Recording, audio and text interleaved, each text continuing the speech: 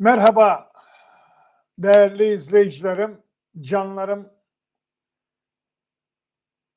Epey zaman ayrı kaldık. Ramazan bayramınız, geçmiş Ramazan bayramınız mübarek olsun. Nice bayramlar diliyorum. Ama bu Ramazan dolayısıyla ara verdik. Şimdi sohbetimize devam ediyoruz. 65. ayetini Mü'min suresinin yapmıştık. 66. ayetinden başlayacağız. Şimdi bu ayetten Kur'an'da iki tane var. Bir tanesi burada 66, birisi de En'am 56. 6 rakamıyla bitiyor bunlar. Biz oraya da bir gideceğiz. Ufak bir fark var bu ayetler içerisinde, arasında. Şimdi ben ayete mana veriyorum. Kul de, yani Yüce Allah Hazreti Peygamber'e de dedi insanlara.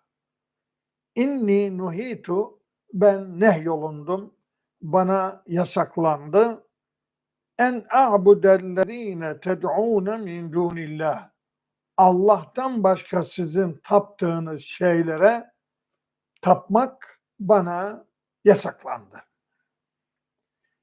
Lemma ca'eniyel beyinatu min Rabbi. Rabbimden bana açık deliller geldi. Ve ümirtu, bana emrolundu, en üslime, teslim olmam bana emrolundu, li Rabbil alemin, alemlerin Rabbına, kainatın Rabbına veya insanların Rabbına. Alemin kelimesine farklı manalar veririz. Efendim, alemler deyince bütün canlı türleri oraya girer, kainat girer, bütün semadaki gezegenler girer, alem. Efendim, cinler alemi, insanlar alemi, hayvanlar alemi filan diye böyle bir alemde yapabiliriz ama alemlerin Rabbi derken insanların Rabbine teslim olmam bana emrolundu. Şimdi bu ayetin biliyorsunuz şirkle alakalı bir konu. Yani bu ayetin nirengi noktası şirkle ilgili ve kime teslim olacağımızla alakalı bir konu. Konuları işliyor bu ayet. Şimdi olay şu. Hazreti Peygamber, peygamber olmadan evvel putlara tapmıyordu. Ama müşrikler bunun farkında değildi. Yani tapsa ne olur, tapmasa ne olur? Bir önemli bir şey değildi bu. Ama ne zaman ki Hazreti Peygamber peygamber oldu ve tevhid inancını, tek Allah'a imanı yaymaya başladı, tebliğ etmeye başladı. İşte o zaman çok tanrılı din olan putperestlikle çatışmış oldu. İşte o zaman mesele oldu. Hazreti Peygamber'in putlara tapmaması mesele oldu o zaman. İşte bu ayetler o anda inmiştir. Gerek En'am suresindeki ayet ve gerekse bu ayet. Şimdi Allahu Teala diyor ki peygamberimize, sen söyle, bana yasaklanmıştır. Bu yasaklanma olayı peygamberlikten sonra mı yoksa daha önce mi? Yani şimdi bazı hocalar var, öyle diyorlarmış. Yani peygamber olduktan sonra putperestliği bıraktı, putlara taparmış. Öyle diyenler var. Yani bu benim kulağıma geldi. Yani bana kadar bu ulaştı. Şimdi tabii Hazreti Peygamber doğal anlamda, fıtri olarak Hanif dinine mensup olduğu için tek tanrılı bir dine mensuptu. Peygamber olmadan evvel Hazreti İbrahim'in Hanif dinine mensuptu. Bu bakımdan putlara tapmadı. Şirk koşmadı. O arkadaşlar bizi dinliyorsa, varsa böyle biri, ben geldi kulağıma, neyse öğrenir. Yani şimdi burada Peygamberimize yasaklandı müşriklerin taptığı tanrılara, min dunillah diyor. Put demiyor. Tabii o zaman putperestlik öndeydi ama bugün insanlar insana da tapıyorlar. Evet. Bugün şirk çok değişti. Adam şeyhine tapıyor. Yani evet. Adam cemaat liderine tapıyor. Farkındadır veya değildir. Evet. Efendim yatırlara tapıyor. Oradan yardım bekliyor. Yani gidip yardım istiyor. Evlenemeyen kızlar evlenmek için yatırlara gidiyor. Çocuk yapamayan kadınlar çocuğu yatırlara gidiyor. Efendim bir gidin bakın. Efendim Bektaşi, Hacı Bektaşi Veli'nin mezarına, türbesine bir gidin. Bir görün. Burada da var yani. Buralarda da var. Mem ne babam, mem ne baban, mem ne baba. Babadan geçilmiyor. Tanrı'dan geçilmiyor kardeşim. Tanrı'dan geçilmiyor. Şimdi buralar şirk mabedi olmuş. Ha canlı tanrılar da var. İnsana tapıyor canlı. Ha cine tapanlar da var, cinlere. Şeytana tapanlar var. Satanist dediklerimiz. Hazreti İbrahim'in babası şeytana tapıyordu. Ya ebeti la ta'budi şeytan diyor. Nerede? Meryem suresi. Hazreti İbrahim babasına diyor ki bana sana gelmeyen bilgi bana geldi. Yani ben peygamber oldum. Babacığım şeytana tapma. Ya ebeti la ta'budi şeytan. Ta o zamanlarda şeytana tapan var. Demek ki satanistlerin babası Hazreti İbrahim'in babasıymış. İnne şeytane kâne lirrahmani asiyya. Babacığım, şeytan Rahman'a, Allah'a asi olmuştur. Sen ona tapma. Demek ki tapıyormuş. Demek ki satanizmle ilgili bir tez yaptırdım, doktora tezi. Orada bunu koydurdum çocuğa, öğrenciye. Bak bu ilk satanistlerden biri Hazreti İbrahim'in babasıdır. Bu Kur'an'la tescil edilmiş yani. Olay bu. Tapıyormuş. Oğlu dedi ona ki tapma şeytana. Demek ki tapıyor ki tapma diyor ona. Şimdi demek ki canlı, cansız varlıklara insanlar tapmışlar, tapıyorlar. Hatırlarsanız size söylemiştim bunu. İnsanlar niçin putlara taparlar? Bunun felsefesi nedir? İnsanlar kendilerine emir veren bir Allah'ı, bir Tanrı'yı istemiyorlar. Biz tapacağız ama o bize konuşmayacak. O bize hiçbir şey demeyecek. Ses çıkarmayacak. İnsanlar böyledir. İnsanlar emir almayı sevmezler. Onun için Allah aydınlık felsefesinde gökte dursun dediler. Bizim işimize karışmaz. Aydınlık felsefesi bu. Göğe aydınlık felsefesiymiş. Allah benim ahlakıma karışmasın. Benim davranışlarıma karışmasın. Göğü idare ediyor. Allah yok ama varsa şayet göğü idare etsin diyen felsefe.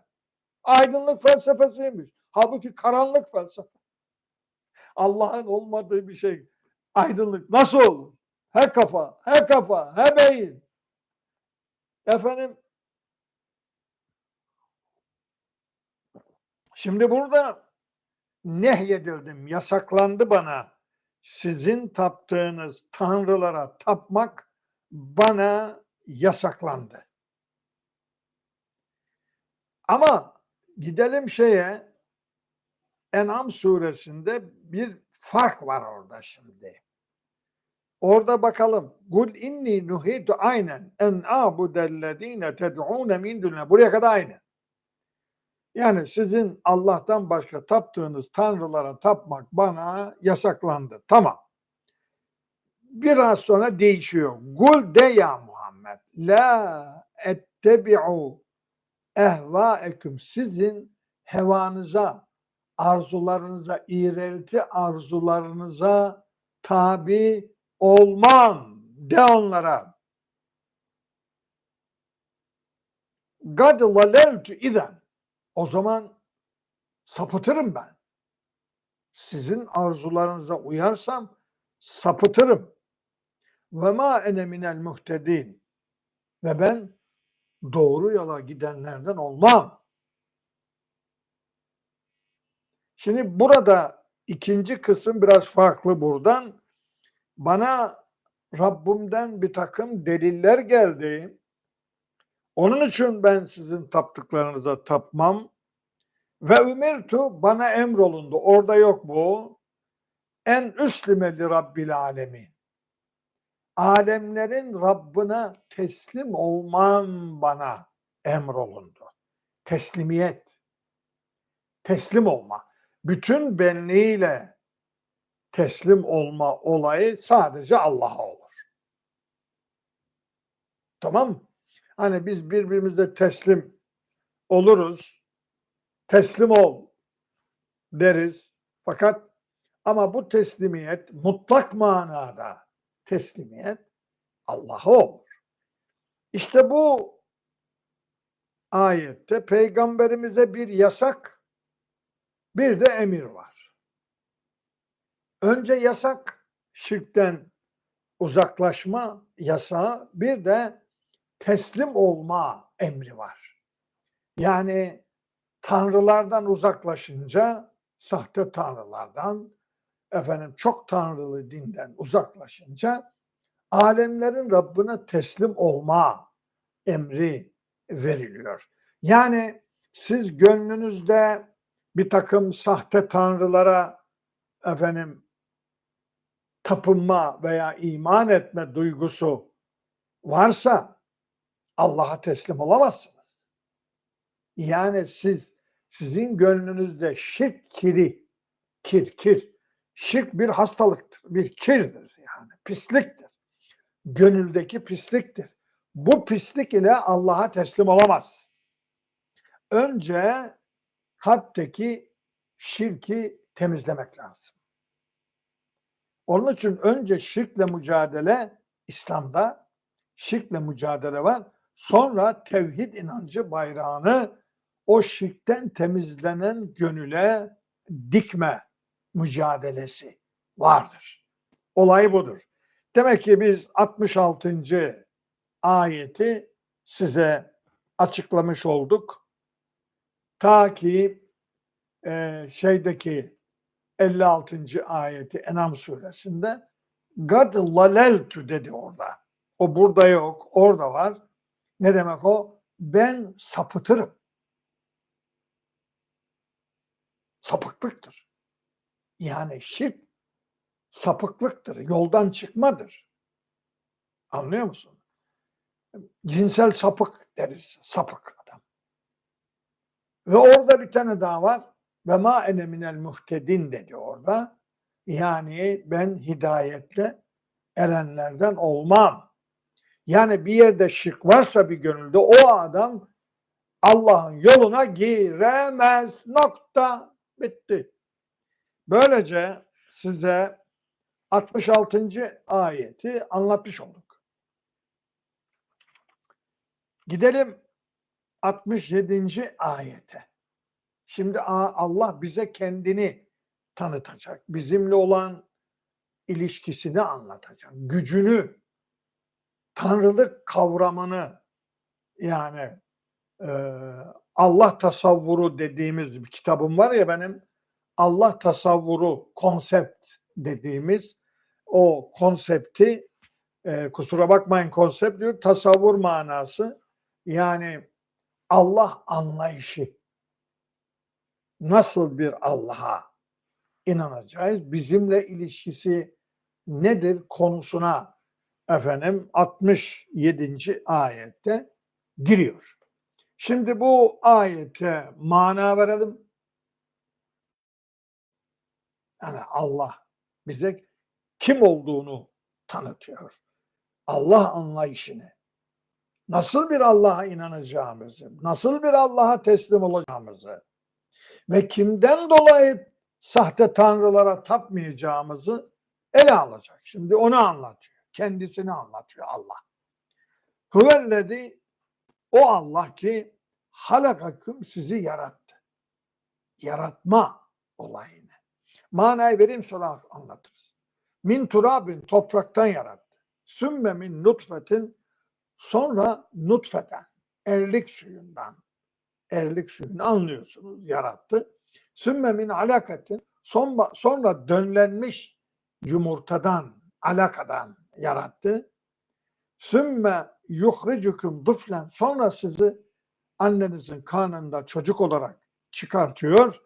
Sümme, sonra litebluğu eşüddeküm, siz sonra, yani olgunluk yaşına diyelim, ergenlik diyelim daha iyi, ergenlik yaşına ulaştırmak için, sümme litekûnû şuyuha, sonra ihtiyarlamanız için, ihtiyarlığa ulaşmanız, ve minküm men yutevaffa min qabl, İçinizden bazı kimseler de bundan evvel, ihtiyarlamadan evvel ölür. Öldürülür. Ve litebluğu ecelen musemmen, ve belli bir ecele, ismi konan bir ecele ulaşır. Ve lealleküm takilun, olur ki aklınızı kullanırsınız. Şimdi burada bir insanın hayatından bahsediyor. Anne karnında geçirdiği hayattan bahsediyor. Sonra doğduktan sonra geçirdiği hayat evreleri bahsediyor. Anne karnındaki evreler. Yani Hac suresinin 5. ayetinde embriyoloji bilimini, aynen burada da embriyoloji bilimini ele alıyor. Bir bakıma Kur'an Üniversitesi'nde, fakültesinde, tıp fakültesinde embriyoloji biliminin programını koyuyor Allah. Bu Hac suresinin 5. ayeti de size anlattım mı onu? Yok, oraya gelmedik. O çok arkada kalıyor. 17. cüzde bulunuyor o Hac suresi. Şimdi bu ayete girelim. Hüvellezî halakaküm min turabin. O Allah ki sizi topraktan yarattı. Ama aslında bizim bildiğimiz topraktan yaratılma, eşeysiz yaratılma deriz buna. Hazreti Adem ile Havva'da olmuştur. Yani topraktan yaratılan onlar oldu. Peki biz topraktan mı yaratılıyoruz? Ama bize hitap ediyor. Sizi diyor. Yani kim okuyorsa bu ayeti ona hitap ediyor. Tabii biz doğrudan doğruya Hazreti Adem ve Havva gibi topraktan yaratılmadık. Ama kökenimiz topraktan geliyor. Nasıl? Şimdi bakın nasıl bir yolculuk geçiriyoruz biz. Yani annemizin karnından insan olarak çıkana kadar nasıl bir yolculuk geçiriyoruz? Şimdi bizim babamız ne yapıyor? Topraktan çıkan bitkilerle geçiniyor, yiyor. Hayvansal yemek yese bile o da topraktan geliyor. Yani hayvan da topraktan yiyor. Oradan et oluyor. O eti yiyoruz. O da topraktan geliyor. Yani isterse hayvansal bitkiden olsun, tavuğun yumurtası mesela, hayvanın eti mesela, sütü mesela, isterse direktman fasulyeden yiyelim, havuçtan yiyelim, yani bitkiyi direktman yiyelim, isterse dolaylı olarak, ama hepsi topraktan geliyor onların. Yani o bitkiler, hayvanların yediği bitkiler hepsi topraktan geliyor. O toprakla H2O dediğimiz su buluşuyor, evleniyor, onların çocuğu oluyor. Kim o? İşte bitkiler. İşte hayvan veya insan o bitkileri yiyor ve o hayvansal gıdayı biz de yiyoruz ve bizim bağırsaklarımızda kan oluyor, kandan erlik suyu oluşuyor, yumurta oluşuyor. Bu erlik suyuyla yumurta evlenince, bir araya gelince dölleniyoruz. Ana rahminde döllenmiş oluyoruz. Şimdi meseleyi anladınız. Uzun bir yolculuk. Çok büyük bir yolculuk. Yani ben bir zaman babamın yediği fasulyedeydim. Veya hamsideydim yani. Domatesteydim yani. Evet. Bir zamanlar oradaydım.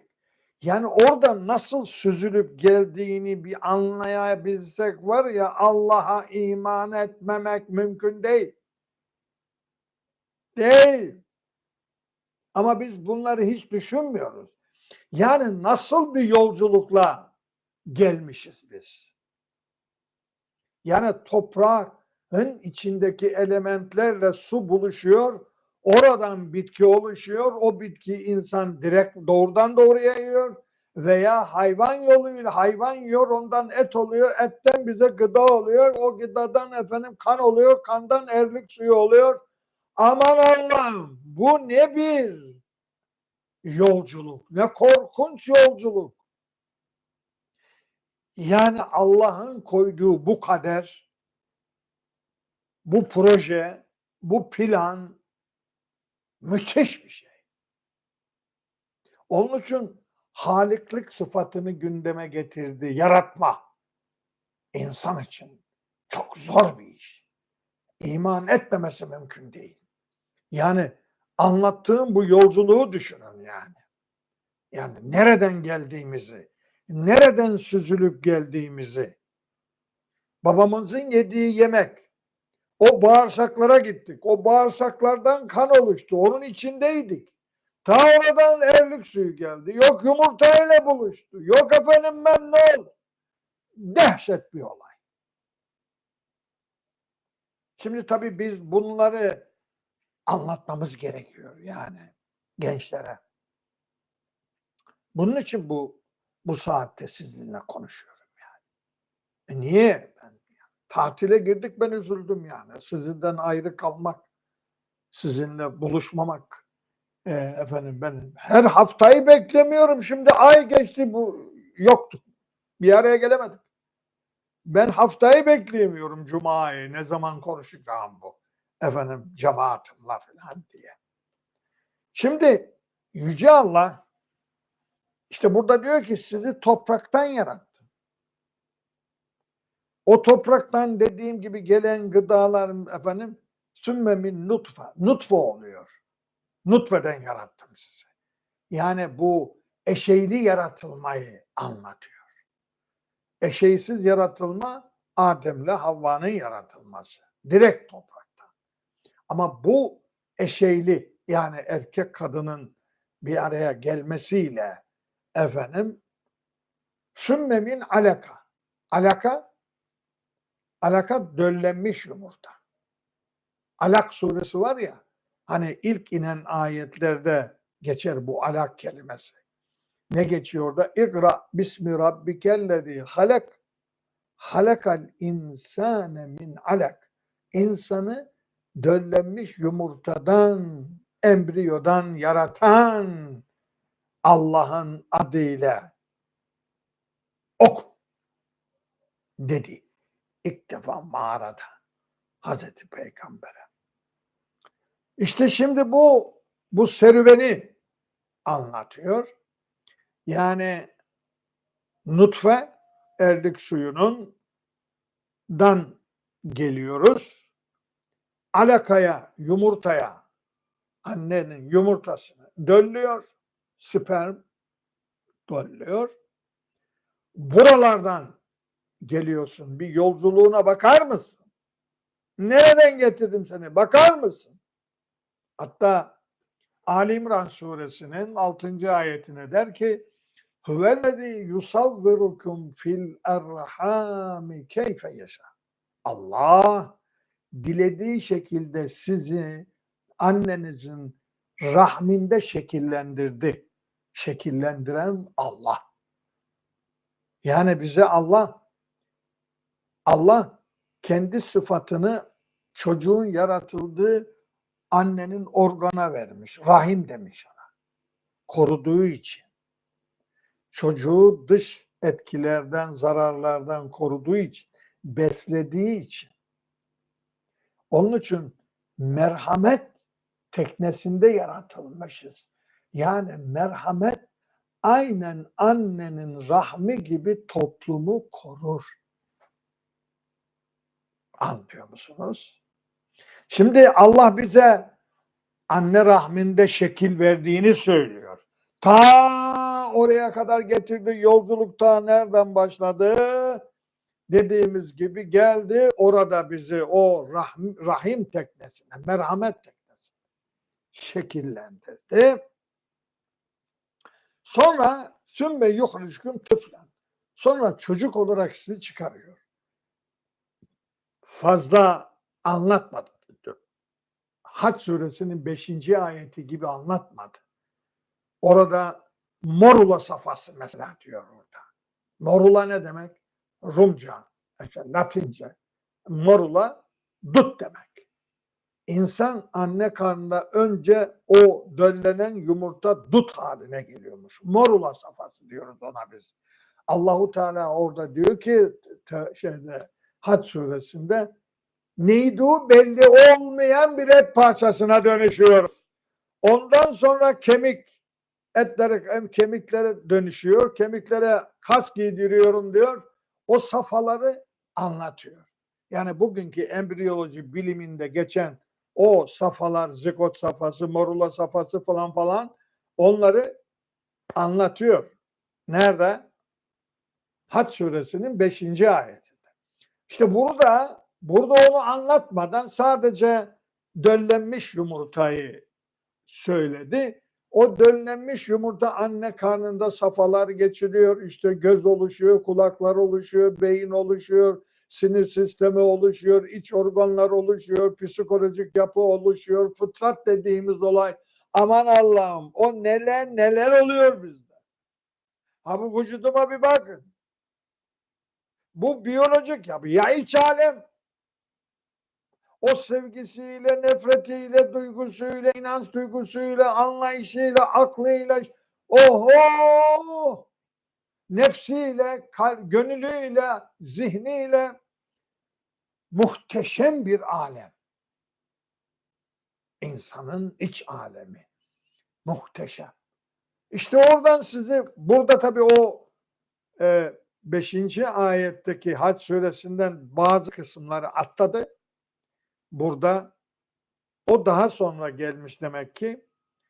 Sonra sizi çocuk olarak çıkarıyorum diyor Allah-u Teala. Çocuk olarak çıkıyorsun. Çocuk olarak çıkıyorsun ama insan yavrusu hayvan yavrusundan daha aciz doğuyor. Ördek yavrusu doğduğu zaman yumurtadan pıt atlıyor, yüzüyor suda. Hayvan yavrusu düşünce annesinin rahminden bir de bakıyorsun kalkıyor ya. Evet. Ama insan yavrusunun yürümesi için 1 sene lazım. Yani ne kadar aciziz. Baştan doğarken hayvan yavrusundan aciz durumdayız. Ama zaman içerisinde işte müthiş bir potansiyel vermiş Allah. Yani bunu bir düşünebiliyor musunuz? Yani o çocuk, doğan çocuğa bir bakın. Sonra o çocuk benim gibi oluyor. Neler öğreniyor? Neler yapıyor? Aman ya Rabbi. O iç yapı, o psikolojik yapı, o kabiliyetler, o yetenekler oraya nasıl konmuş? Yani insan bunu düşünmesi lazım. Yani onun için bunları düşün diyor. Bak şimdi diyecek onu zaten. Sonra sizi çocuk olarak çıkartıyor. Sümmeli tebliğe şiddetim. Sonra ergenlik çağına, olgunluk çağına ulaşıyorsunuz. Yani bu evrede çocukluk çağı, buluğ çağı, ergenlik çağı, olgunluk çağı, yaşlılık çağı, erzeli ömür diyor. Burada demiyor. Erzeli ömrü Haç suresinde söylüyor.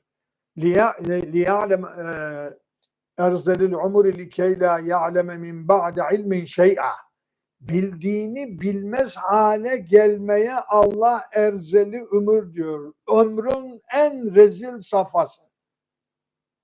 Alzheimer oluyor. Hiç unutuyor öğrendiğin şeyi. İşte Peygamberimiz onun için 63 yaşında Allah vefat ettirdi. Çünkü düşün ki erzeli ömüre kalsa peygamber kulakları duymaz, gözleri görmez, burnu akar. Kur'an'ı unutmuş bir peygamber. Böyle rezil olmaktansa 63 yaşında genç yaşta aldı gitti. Eğer sorarsanız Allah niye Hazreti Peygamber'i bu kadar genç yaşta vefat ettirdi diye sana cevabını veriyorum size. Bana bunu sordular da cevabını veriyorum size. Şimdi böyle safhaları biraz daha detaylı veriyor. Hac suresinin 5. ayetinde ve minküm men yutevaffa min qabl. Kiminiz daha ihtiyarlık yaşına varmadan ölür. Genç yaşta ölür. Bir eceli kaza var. En'am suresinin 2. ayetinde. Bir de eceli musemma var. Eceli kazaya oynak ecel diyoruz. Oynak. Eceli musemma ise asla öteye geçilemeyecek son gün, son nefes, son an, son dakika, son saniye eceli musemma denir ona. Şimdi burada diyor ki ondan evvel ölebilir ve li tebluğu ecelen musemman. Eceli musemmaya ulaşan da olur. O oynak ecel değil de eceli musammaya son haddine de varabilir. Bu nedir bunlar? Yani bu anlattığımız müthiş bir yolculuk yaparak geliyoruz. Ve lealleküm takılun. İşte aklınızı kullanmak için. Bunun üzerinde düşüneceksiniz. Bunun üzerine aklınızı kullanacaksınız. Aklını kullanmayan zaten hayvandır. Yani bu yolculuk, bahsettiğimiz bu yolculuğa aklını akıtmayan, onu anlamaya çalışmayan, oradaki kudreti görmeyen, o kudrete iman etmeyen hayvandır diyor Allah-u Teala. Evet. Mesela Furkan suresi 44. Nefsine tapanları anlatıyor 43'te. 44'te diyor ki em tahsebu enne esma'um yasma'une ev yaqilun. Sen onların dinlediğini veya aklettiğini, aklını kullandığını mı zannediyorsun ya Muhammed? İnhum illa kel en'ame. Onlar sadece hayvandır. Belhum alallu sebila. Yol bakımından daha da sapıktırlar hayvandan. Evet. Yani aklını kullanmayan, nereden geldiğine, aslının ne olduğuna, yani biraz şöyle söylersek, affedersiniz erlik suyu dediğimiz o su üzerine bulaşsa, silersin onu. Pisliktir. Ha ondan geldin sen. Ha üzerine sürülse yıkadığın o pis sudan geldin sen. Biliyor musun sen? Sen kimsin de bana karşı koyuyorsun, ben işini inkar ediyorsun demek istiyor Allahu Teala. Muhteşem değil mi? Ya nereden geldin sen ya? Hangi yolculuktan geldin buraya ya?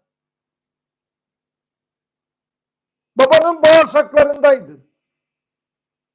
Yok efendim ben neredeydin?